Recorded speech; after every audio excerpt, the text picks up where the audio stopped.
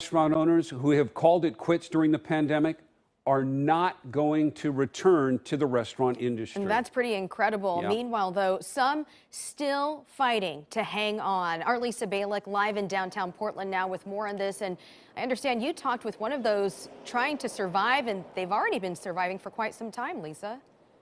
Yeah, it's incredible since the turn of the century. Now, this restaurant in particular, restaurant and bar that is, says they are not open right now, but they say they are going to survive no matter what.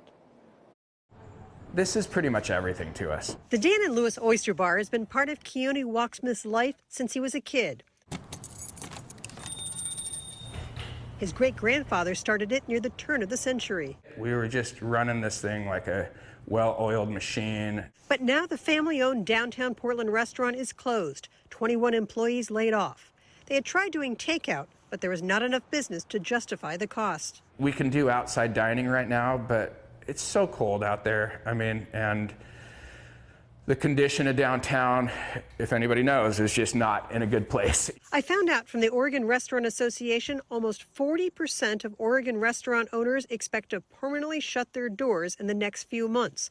That's if there are no new federal grants or loans. And many who shut down say they're not coming back. For others, it may be that they don't see the light at the end of the tunnel or don't see a way for them to come back profitably. Now, they may change their mind in 6 months or a year if the vaccine works. The Oyster Bar is not permanently closed. There's a GoFundMe account to help pay ongoing bills like utilities and contracts from cleaning services to garbage pickups. They've been able to divert some of their rent payment. It helps for the time being, but it kind of starts to mount on you, and then there's more pressure down the road. Walksmith says he could just close permanently and move on.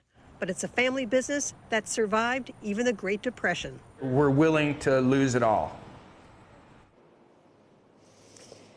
Basically meaning that they are going to try and hang in there until they can reopen. Now, besides the GoFundMe account, a lot of restaurants are hoping that people will buy gift cards, even if they're closed right now and expect to reopen. They're hoping we'll buy those gift cards, being able to use them, hopefully, in a few months from now. Live in downtown Portland, Lisa Balick, KOIN 6 News. Yeah, especially here, Lisa, in a place like Portland, which was nationally written about great restaurants. Many of those are now closed permanently. And later this hour, up